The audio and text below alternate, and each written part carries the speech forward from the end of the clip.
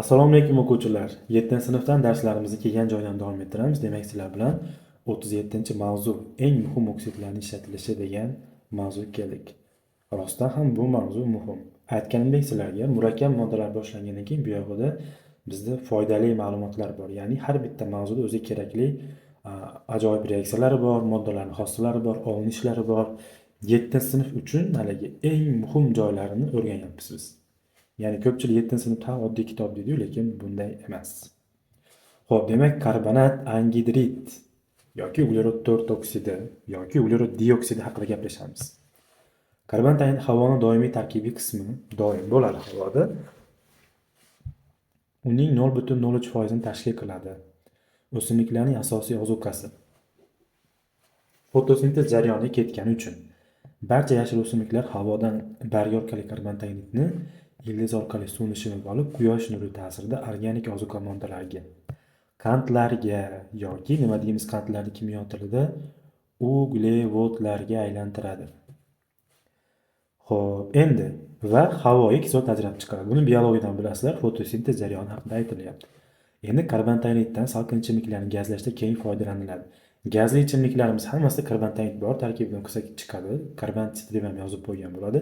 Mineral suvlar yo boshqa gazli ichimliklar tarkibida ham karbonat bor. Chunki bu organizm uchun zararli emas. Karbonat o'zi, ya'ni boshqa gazlarga nisbatan olganimizda. Sovutuvchi vosita sifatida karbonatning qattiq holga keltirilgan, ya'ni quruq muzdan foydalanadi. Quruq muz nima degan? Demak, karbonat deyish kerak, ugler 4 oksidi. Faqatgina qattiq agregat holati. Karbonatdan kir yuvish sodasi, ichimlik sodasi, boshqa ko'plab moddalar ishlab chiqarish uchun xomashyo sifatida ishlatiladi. Ichimlik sodasini aytib ketaman: natriy gidrokarbonat. Kir sodasi deganda natriy karbonatda aytiladi va 10 ta suv bilan birgalikda.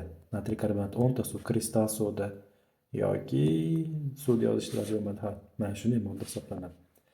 Rasmga e'tibor berib qo'yamiz. Quruq muz fenolftalen ishg'ol etmasi bilan ta'sirlashi neytrallashish indikator rangining yo'qolishi. Qarang. Demak, mana bu fenolftalen ishg'ol etmasi malina rangida yoki pushti rangida desak bo'laveradi. Pushti rangdagi fenolftalen ekan, ishg'oliy muhitda. Neytrallanib ketgandan keyin nima bo'lib ketyapti? Rangsizlanyapti. Endi davom etamiz. Kremniy 4 oksidi mana. Kremniy 4 oksidi. Xo'p, kremniy 4 oksidi ham tabiatda keng tarqalgan oksid bo'lib, asosan qum shaklida uchraydi. Demak, qum o'zimiz hammamiz tabiatda, hayotda ko'rganimiz, demak, kremniy 4 oksidi. Qum eng muhim qurilish materiali hisoblanadi.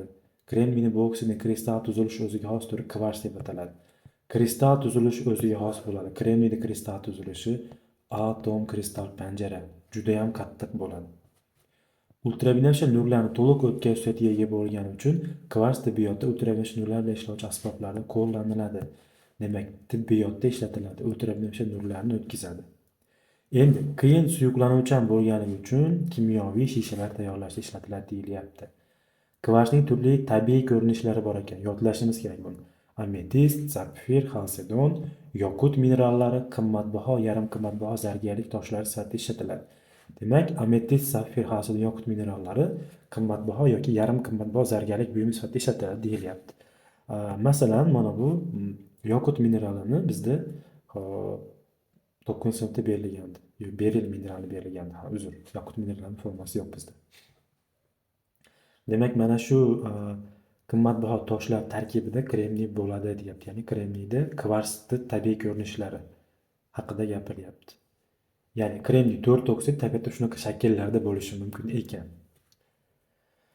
Xo'p, davom etsak, undan tashqari yarim o'tkazgichlar fizikasi uchun kremniy yarim o'tkazgichlar tayyorlashda ishlatiladi. Demak, kremniy tokni o'tkazadi, lekin hammasini emas, yarim o'tkazgich deyilyapti.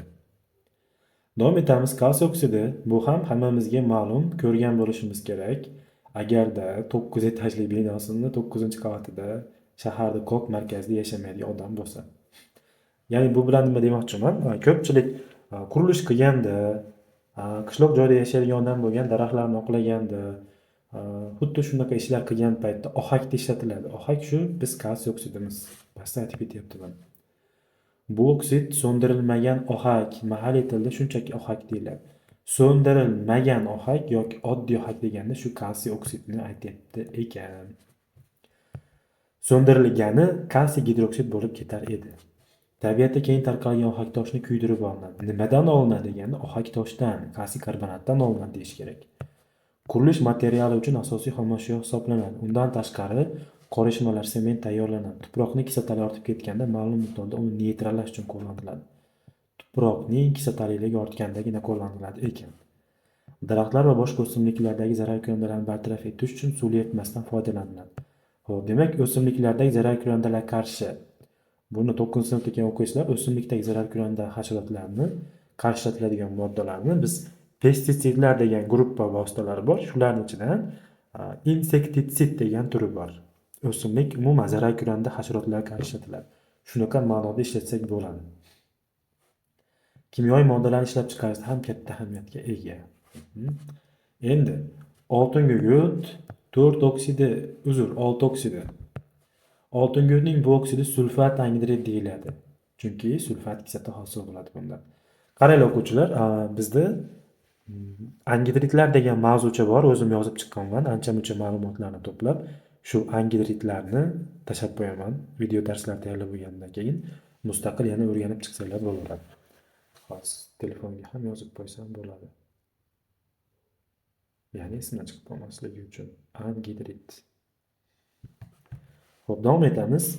Bu oksidlar tabiatda erkin holda uchramaydi. Temir kalsiydanni kuydirishdan hosil bo'ladigan sulfit angidriddan olinadi.